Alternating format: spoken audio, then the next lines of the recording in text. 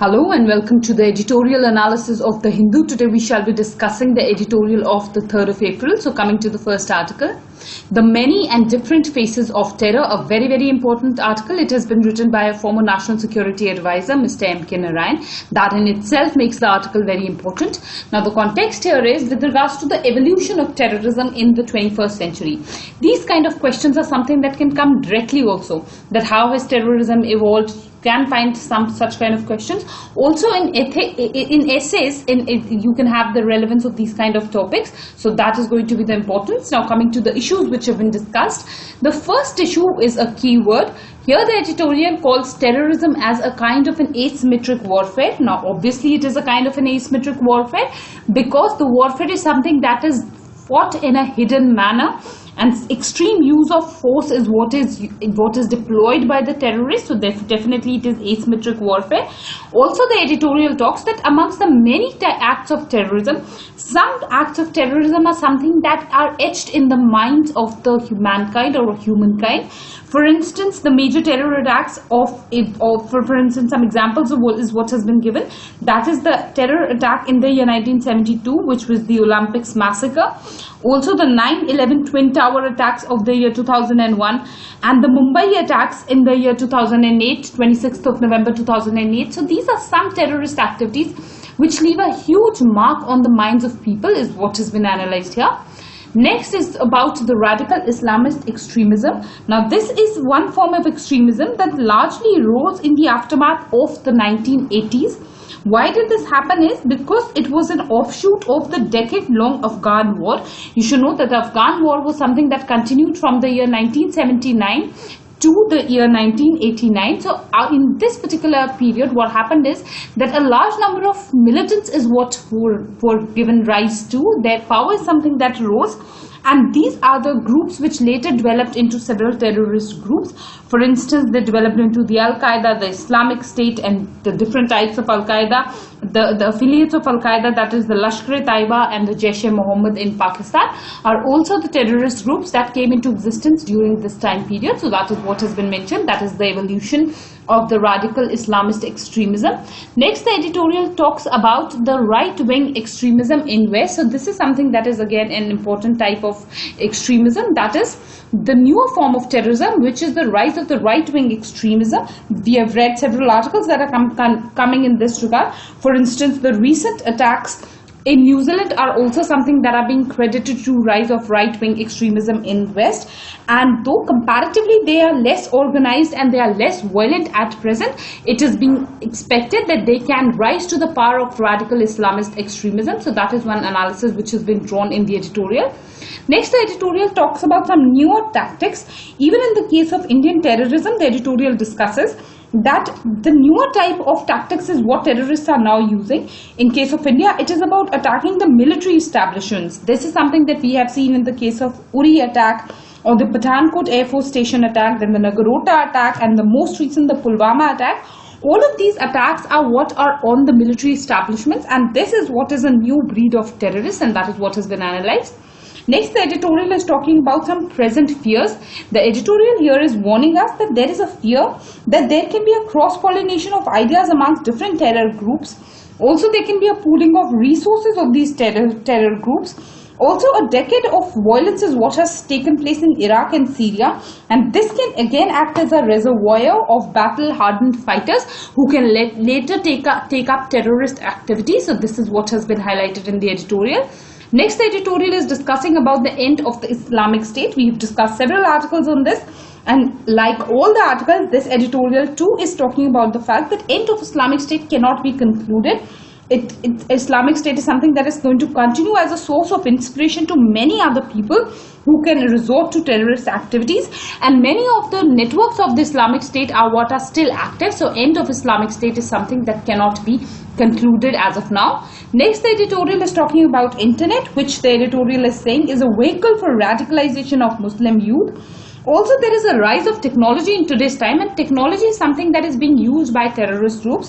For instance, you should know that even in the Pulwama attack, the killer had used a virtual SIM to talk to the Jaish-e-Mohammed heads. So this is something that is a newer form of terrorism where technology is what is being used. Another concept that the editorial is talking about is something called the lone wolf syndrome. Now what happens in the lone wolf syndrome is that when fewer groups are left, or fewer people from an organization are left, then they attack singly, and often the attacks are very much more brutal, is what has been analyzed. This is something that can happen in the case of Islamic State, or for that matter even in the case of Al-Qaeda. Another thing that the editorial talks about is a newer form of terrorism, which is enabled terrorism. Now here this is a remote controlled terrorism. In this what happens is that violence is what is guided by controllers thousands of miles away. Also internet enabled terrorism is what is being spoken about here. This is, in this kind of terrorism, the plotting of the entire terrorist activities is what is done from a distance. It is a remote plotting which is done. So that is something that has been highlighted here.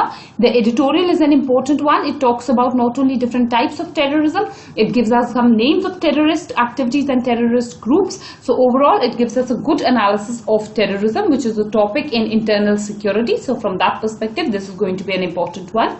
Coming to the next article, how to achieve 24/7 power supply. The context here is the need of 24/7 power for all. So that is the context. Now coming to the issues which have been discussed. The first issue here that is discussed here is with regards to the Pradhan Mantri Sahaj Bijli Har Ghar Yojana. This is also the Saubhagya Yojana. Now the editorial says that this is one of the most successful schemes of the government of India. And whenever you get such kind of an opportunity where you are getting an appreciation of the government, you should try and pick it up, because often what happens is that editorials are largely about criticism of the government and rarely about any appreciation. So this is one successful scheme.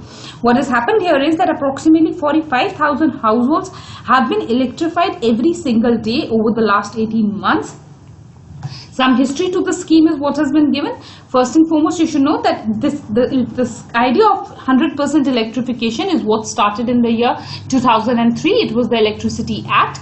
Later in the year 2005, it was the Rajiv Gandhi Gramin Vidyutikaran Yojana, and this was what was followed by the Saubhagya Yojana in the year 2017, and this is what has been a successful one.